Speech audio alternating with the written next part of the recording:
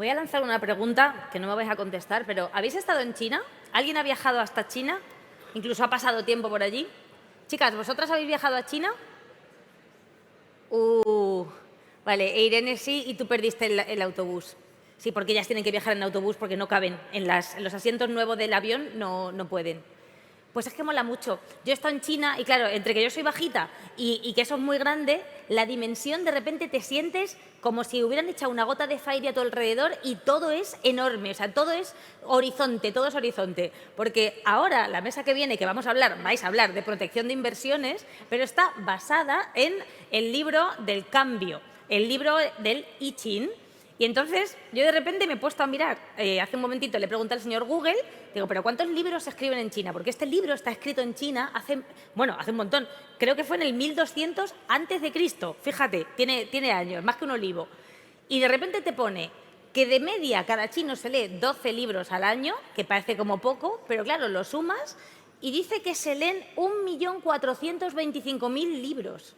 O sea, tú imagínate eso, pero claro, como son tantos, pues abulta. Y es que hay una cosa, estamos en un Open artístico, que no se nos puede olvidar. Y es que la literatura es una de las primeras formas de expresión artística que tiene el ser humano. Otra cosa es que tengas a lectores como mi cuñado, Luis, no sé si os acordáis de ayer, pues Luis dice que él es un lector de principios, solo se lee la primera hoja. Digo, muy bien, así va el mundo. En fin, veamos qué vínculo tiene este libro de los cambios, el poder de la aceptación, como diríamos en España, ser un junco, o como diría Bruce Lee, el be water, my friend, con la protección de inversiones. Que entren los expertos de la mano de Alexander Leventhal, socio de Queen Emmanuel. Darles cariño, que si no Alexander no sale. Gracias.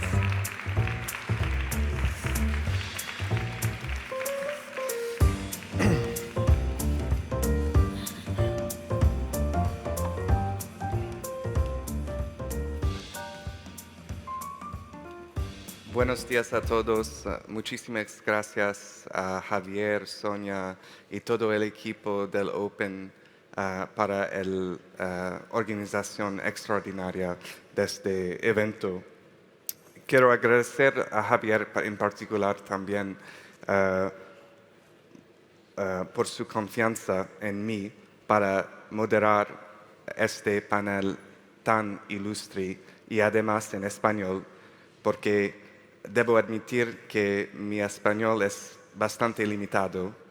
Por eso pido disculpas de antemano si en algunos momentos mi castellano se convierte en portuñol o spanglish.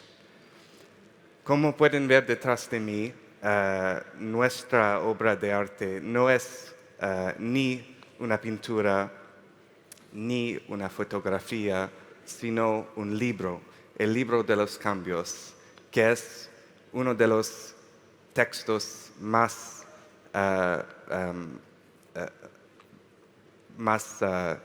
conocidos de la cultura china y más sabios.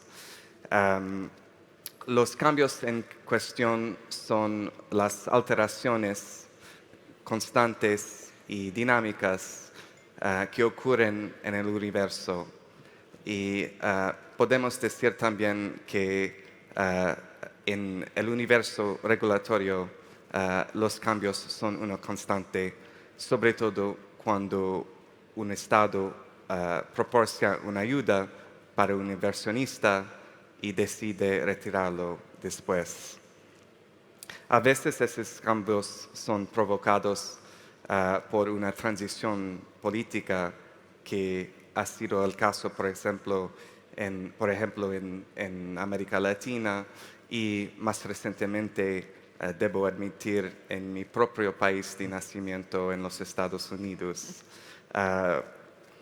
Otras veces se deben a un cambio de prioridades regulatorios, como hemos visto aquí en España y en otros países de Europa con la energía renovable notablemente. Pero también sabemos que estos cambios pueden provocar violaciones de tratados en ciertos casos. Y en estos casos, los tratados actúan casi como una máquina a detener el tiempo, alterando según algunas voces, este equilibrio que existe entre el yin y el yang. El cómo y el cuándo de estas violaciones son unas de las cuestiones más complejas, en mi opinión, del arbitraje de inversión. Y son justamente el tema de nuestra mesa de hoy. Por suerte, hoy contamos con un panel de expertos experimentados que pueden nos aclarar estas cuestiones sumamente fascinantes. A mi izquierda, María Carolina Durán, Special Counsel en el despacho Baker Botts. María Carolina es colombiana, pero ya lleva más de 10 años viviendo en los Estados Unidos, en Washington. Eduardo Mayora es abogado guatemalteca y socio en el despacho Mayora y Mayora. Cuenta con una experiencia muy amplia en en varios dominios del derecho, incluso actuando como árbitro en arbitrajes de inversión entre inversionista y Estado. Y finalmente, last but not least, Pedro Claros es socio en Field Fisher aquí en Madrid, donde actúa tanto como árbitro como counsel, notablemente en algunos casos contra su propio país, España. Vamos a empezar con Eduardo. Eduardo, ¿qué tipos de cambios regulatorios pueden dar lugar a una reclamación en un arbitraje entre inversionista y Estado? Bien, pues en primer lugar, como ha sido costumbre y es de bien nacido, pues agradecer a Javier, a Sonia, a todos los organizadores de este extraordinario Open, la 11ª edición, que una vez más aglutina a expertos, amigos, especialistas en nuestro tema de arbitraje. Bien, los economistas suelen decir que los incentivos funcionan, pero creo que en relación con el tema que hoy nos corresponde abordar, habría que añadir que los incentivos que se mantienen en el tiempo funcionan y los que no operan al contrario. Porque en un estudio del Banco Mundial sobre la temática de los cambios regulatorios, habiendo aplicado regresiones a un conjunto de data realizado sobre 14,000 empresas, invirtiendo en cerca de 28,000 inversiones extranjeras directas en 168 países, esas regresiones muestran una fortísima correlación entre que ocurran cambios regulatorios y la exigencia de los inversores de una prima sobre la inversión para acudir a esa jurisdicción. Dicho de otra manera, los cambios regulatorios generan beneficios para quienes no realizan esos cambios regulatorios o no los realizan de manera arbitraria, de manera imprevisible, y generan costes para quienes, por el contrario, incurren en arbitrariedades, en justificaciones subjetivas y no objetivas, y en otros aspectos que ya iremos procurando desarrollar. Pero aquí lo que interesa, creo yo, de este estudio es que se ha determinado además que junto con los elementos de estabilidad política y estabilidad económica, la problemática del riesgo regulatorio es el tercer elemento con importancia comparable que los inversores extranjeros en sus análisis de riesgo país toman en consideración. Y es sumamente importante, además, tener presente que las empresas, dice el estudio, con mejores análisis en riesgo país, tienden a tener un mejor desempeño en el mercado, lo que refuerza la necesidad de un marco regulatorio claro y transparente para atraer capital extranjero. Me parece que nada de esto es nuevo para nosotros ni para nuestros clientes.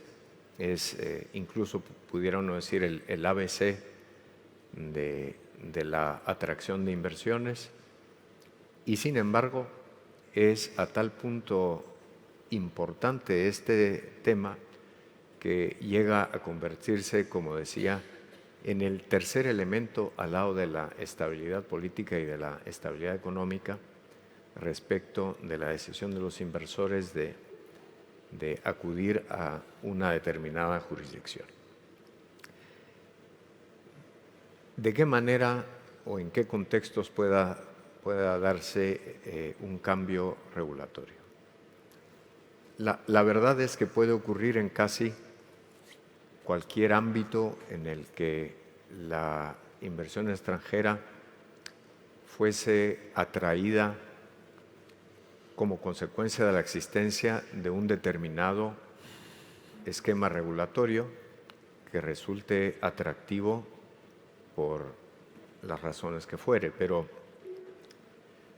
definitivamente en los últimos 20 años, ya se ha comentado en otros de los paneles, está pues la temática energética, la temática minera, el desarrollo de industrias que son importantes para los estados, en el caso de México y Centroamérica, por ejemplo, las maquilas, el tema del desarrollo de focos turísticos y operaciones extractivas en estos metales de moda, como acaba de explicarse. Todas estas actividades requieren de marcos regulatorios y los términos y condiciones, las estipulaciones, los elementos de cada uno de estos marcos, pues o bien atraen al inversor o bien vamos a decir, lo desincentivan y pues adelante habrá ocasión de poner algunos casos, por ejemplo, y también de aludir a ciertos temas básicos, ciertos principios básicos que después se discuten y se debaten cuando llega el momento en los arbitrajes que sobre estos asuntos, sobre todo arbitrajes de inversión, pues se sustancian. Quiero enfocarme en particular en el caso en que una ayuda del Estado se suprime o malogra. ¿Puedes decirnos, por ejemplo, por qué ese tipo de cambio regulatorio da lugar a una violación del tratado? Sí, claro. Obviamente estamos ante un fenómeno, vamos a decir, más o menos inesperado por todos estos arbitrajes en contra del Reino de España, y sobre ese particular Pedro ya va a abordarlos, no me meto en ellos, aunque tiene una importancia muy significativa en estos momentos, además porque el Reino de España es un Estado de Derecho maduro y tal. Pero aludía al principio al tema de los incentivos, porque claro, si ya sea se trate de promover energías renovables, como ocurre en Guatemala, en El Salvador, en Honduras y en otros países, ya sea que se trate de promover inversiones en empresas que sean intensivas en mano de obra para fomentar el empleo, como ocurre en el tema de las maquilas textileras en Guatemala y México, también en las maquilas transformadoras para reexportación, ya sea que se trate de promover la inversión en turismo sostenible, pues los estados proponen, entre comillas, paquetes a los inversores. Estos paquetes suelen incluir subvenciones estatales, suelen incluir exenciones fiscales, suelen incluir precios garantizados, a veces sobreprecios, y muchas veces combinaciones de todos estos elementos para que el inversor pues cuente con todos esos elementos, generalmente por un plazo considerable de tiempo, para que la rentabilidad de sus inversiones sea mayor y por consiguiente lo lleve a tomar la decisión de invertir. Y entonces, cuando ese conjunto de ayudas del Estado, que siempre genera ciertas expectativas, una cuestión diferente es si sean expectativas que merezcan, al verse frustradas, una indemnización o no, y sobre eso hay ciertos elementos técnicos para que los tribunales han considerado, tanto en los casos españoles, tribunales arbitrales, como el Tribunal Supremo y el Tribunal Constitucional. Y ante esa circunstancia, cuando los marcos, los paquetes de incentivos se modifican por cambios regulatorios, es que evidentemente se suscitan, se presentan las disputas, porque los inversores enfrentan una disminución en la rentabilidad, pueden llegar a enfrentar pérdidas y, por supuesto, pueden llegar en casos extremos, como en uno de los casos argentinos de el Paso International Energy contra Argentina, en donde entre la especificación, entre el cambio totalmente del régimen monetario más energético, pues prácticamente las inversiones dejaban de tener valor. Entonces, puede darse en cualquiera de los ámbitos en los que los estados procuren, a través de estos incentivos que son ayudas del Estado, atraer las inversiones, y cuando por circunstancias que cambian, generalmente presiones fiscales por el lado de las finanzas públicas, a veces por el cambio de regímenes políticos, a veces por déficits tarifarios que se van acumulando. Está el caso, por ejemplo, de la Empresa Nacional de Energía Eléctrica en Honduras, que es un monopsomio, fue acumulando déficits que llegan en un momento a no ser sostenibles, y entonces, además de no cubrir las deudas, pues se produce un cambio legislativo y regulatorio que termina en varios arbitrajes ante el CIADI, incluyendo de inversores guatemaltecos. De tal manera, pues, que hay una multitud de escenarios en los cuales pueden presentarse estas ayudas del Estado que se modifican debido a una variedad importante de posibles causas. Voy a dar la palabra ahora a María Carolina. María Carolina, ayuda de Estado puede ser también una aprobación o una licitación u otro acto positivo que necesita un proyecto, por ejemplo. ¿Podrías darnos, en su experiencia, algunos ejemplos de este tipo de cambio regulatorio que podría dar lugar a una violación de un tratado? Gracias, Alex. Y primero empezar por decirle buenas tardes a todos. Muchas gracias a Javier, a Sonia por la invitación. Es un placer estar de vuelta en Madrid y es la primera vez en el Open de arbitraje, así que es un gran gusto. Y Alex, tocas un tema muy importante y quisiera empezar un poco con lo que estaba diciendo Eduardo, pero aclarando un tema, y es que no todos los cambios regulatorios generan incumplimientos de los tratados.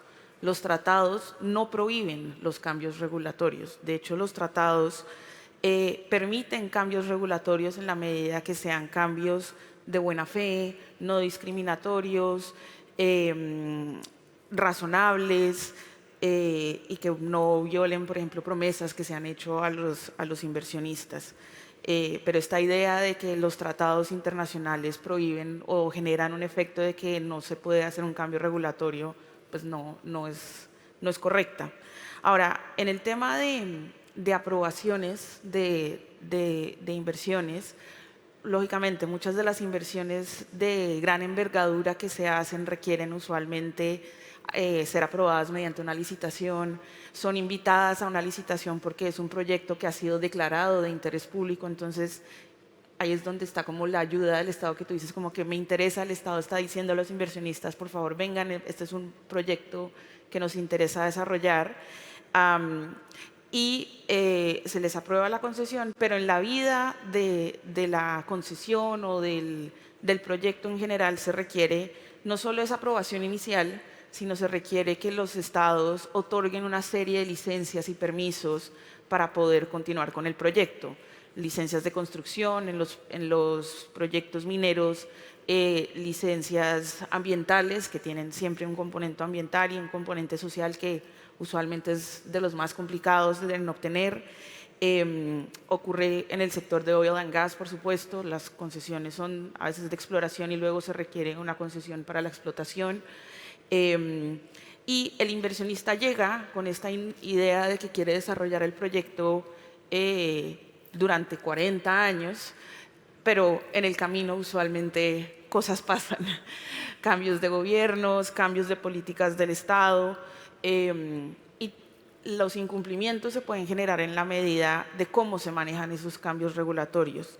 Ahora, un punto, por ejemplo, para tener en cuenta es que en las concesiones, por ejemplo, de construcción de carreteras, a veces los mismos contratos de concesión dicen que el Estado colaborará para la obtención de los permisos y se generan controversias porque las licencias de construcción salen de forma tardía, salen en forma que no corresponde, y ahí es donde se generan los incumplimientos o posibles incumplimientos.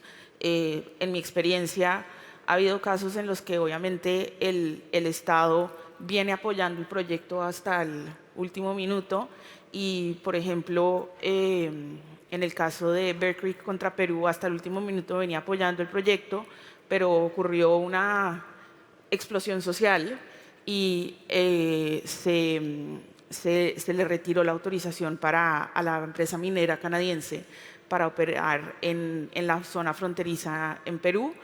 Eventualmente, y este es un caso bastante interesante porque trata muchos temas de licencia social, no solo permisos oficiales que da el Estado, sino la licencia social que tenía que obtener el inversionista, pero el tribunal concluyó que había habido una expropiación y que había que dar una compensación para el inversionista. Ahí el tema también, una discusión que siempre se da, es el tema de la compensación, no siempre es la rentabilidad esperada. cuánto se había aportado en el proyecto y en ese caso precisamente se dieron solo los montos invertidos hasta ese momento. Y recientemente también un caso muy similar donde se había apoyado hasta último minuto el proyecto es el caso de Rockhopper contra Italia. Se tenía la concesión para exploración primero en Italia, luego pasó un cambio regulatorio en el que Italia dijo que no se iban a permitir más proyectos de explotación en la zona donde estaba el proyecto, pero se generó una excepción en la ley que decía los que ya habían aplicado para la concesión de producción pueden seguir. Rockhopper con esa idea siguió y ya había aplicado para la concesión y efectivamente tuvo el estudio ambiental que se lo aprobaron y ahí operó como un silencio administrativo positivo que decían que ya tenían la concesión de producción, pero en el entretanto lo que ocurrió fue que Italia sacó una ley eliminando esa excepción. Entonces toda la discusión fue si tenía como un derecho adquirido el inversionista o no y el tribunal le dio la razón al inversionista. Y esos son simplemente algunos de los ejemplos. Y por el tiempo lo dejo ahí. ¿Y cuáles son los argumentos en tu experiencia que plantean los estados en estos casos?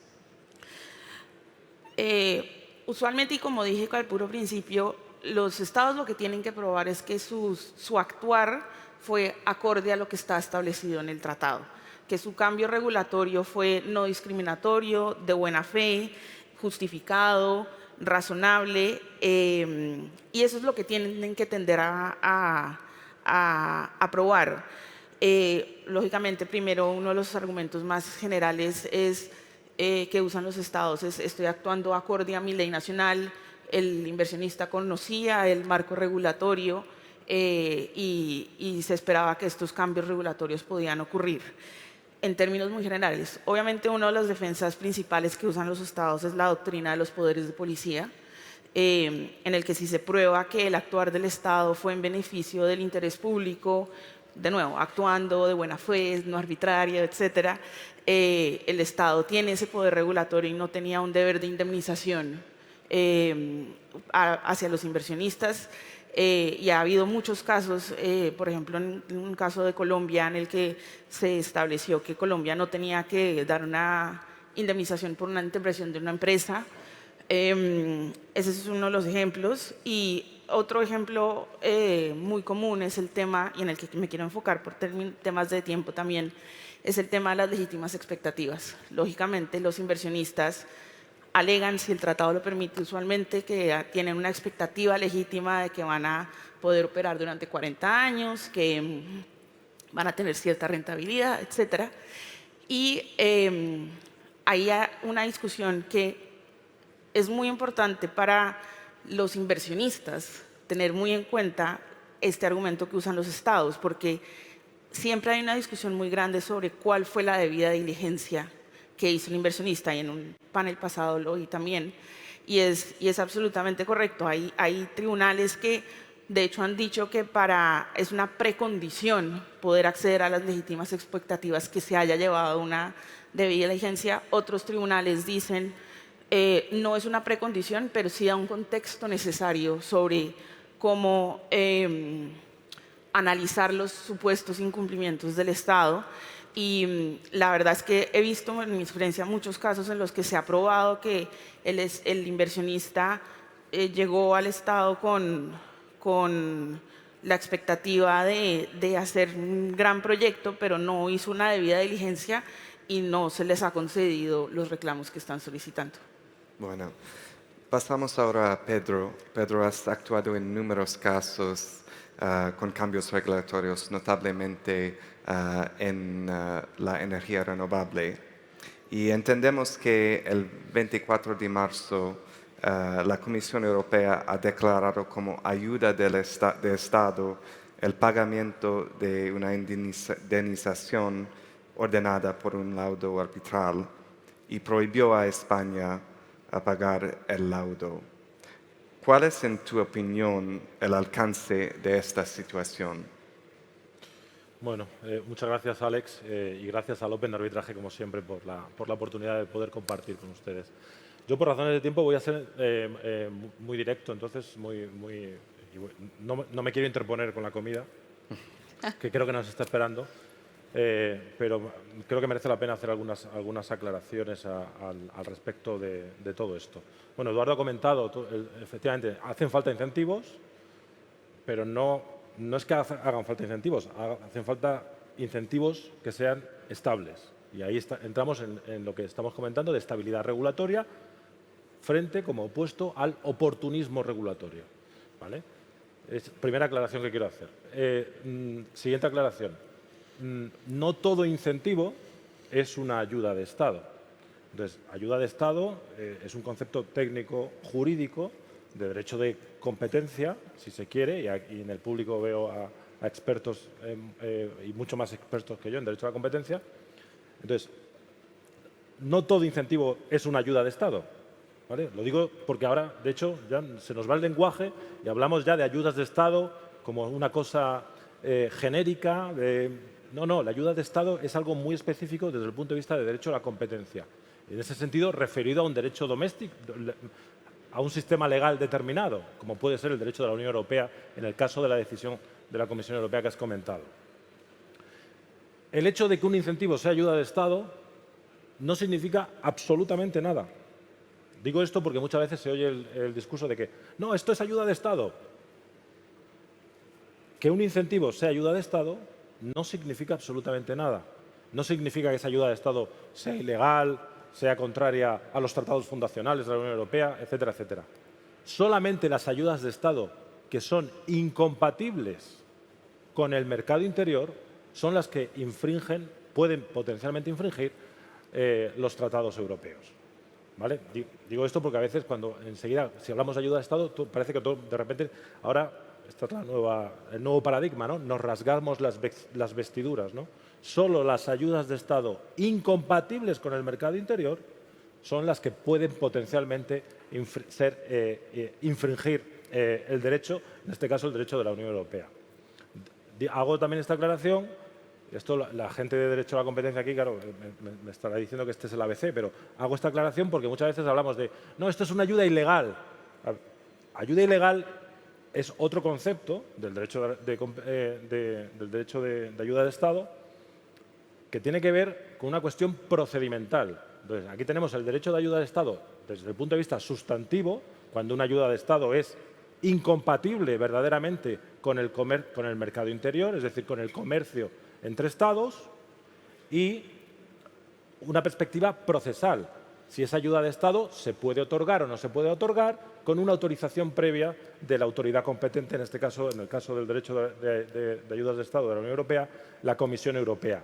Y entonces se habla en ese sentido de unlawful state aid, que nosotros al español lo traducimos como ayuda de Estado ilegal. Ayuda de Estado ilegal no significa, ni más ni menos, que esa ayuda de Estado no sea notificado previamente a la Comisión Europea. Es un aspecto procesal, nada más que procesal. Por eso a veces cuando nos confundimos cuando decimos, no, esto es una ayuda de Estado ilegal. Bueno, ayuda de Estado ilegal significa que es procesalmente ilegal, no que sea sustantivamente contraria al derecho de la Unión. Hechas estas aclaraciones que me interesaban,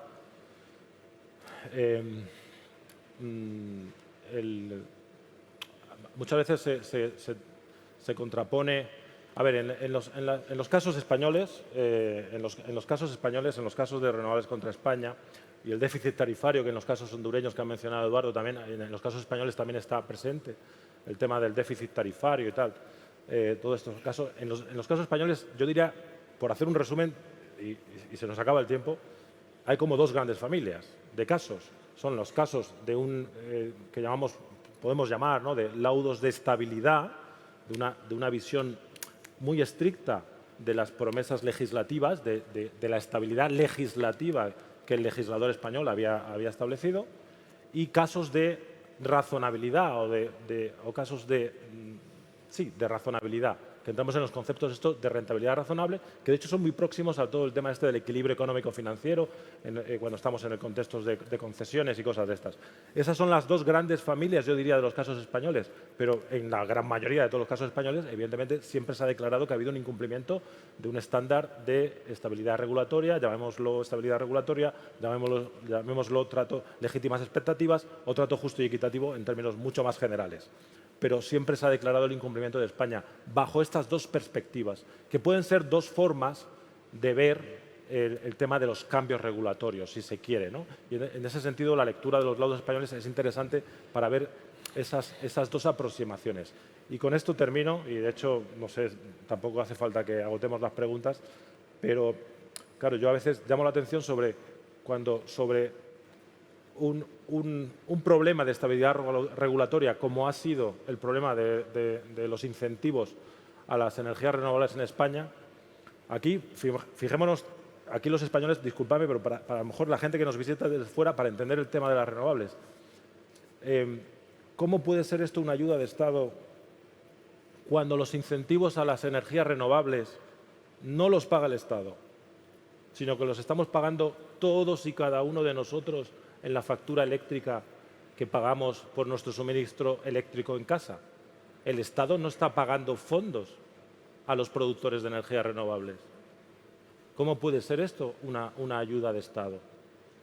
Y es que el tema es precisamente esto, que cuando estamos hablando de hace 10, 15 años, cuando los inversores extranjeros, los inversores en general, productores de energía renovable, invertían en la construcción de plantas de producción de energía renovable, nadie se podía imaginar, por el más mínimo asomo, que esto algún día podría ser considerado ayuda de Estado.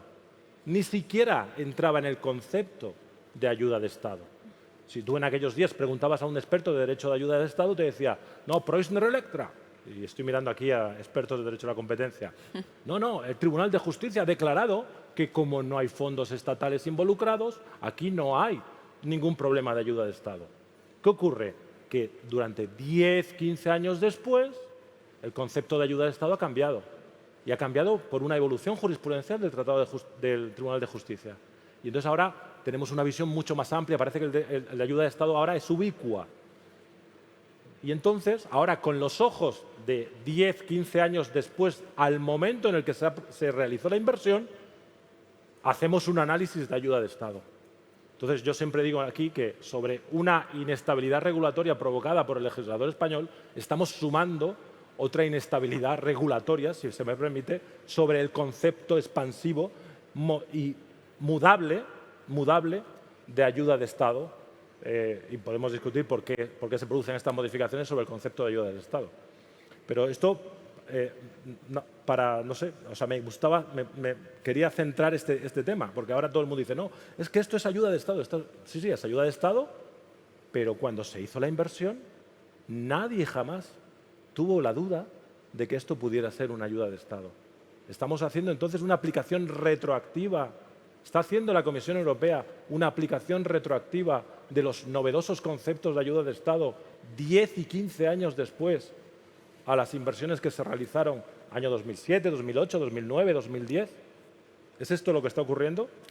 Porque entonces a lo mejor lo que tenemos es varias vulneraciones, diferentes vulneraciones del tratado o de potenciales tratados que puedan ser aplicables, por mucho que el Tratado sobre la Carta de la Energía ahora ya le llaman el Tratado Zombie, ¿no? Por mucho ya de que puede ser un zombie pero que se lleve a la tumba a alguien, ¿no? Entonces, estamos ante un nuevo escenario de nuevas infracciones del Tratado sobre la Carta de la Energía. El problema de España se va a elevar a nivel de la Unión Europea como organización internacional e internacionalmente responsable, bajo también el Tratado sobre la Carta de la Energía. No lo sé, no sé si por ahí podrían ir los tiros en el futuro. Bueno, solo me queda agradecer a las ponentes y a todos ustedes por su atención antes del almuerzo. Muchas gracias. Chicos, por el empujón. Pedro, me queda claro que si me llega una beca o algo, yo te lo consulto. porque hasta yo he entendido que lo mismo un incentivo del Estado no viene bien, lo mismo no viene bien. Este es mi incentivo para que os levantéis, las chuches prometidas, Pedro, que te tengo más cerca. Les damos un aplauso por el esfuerzo.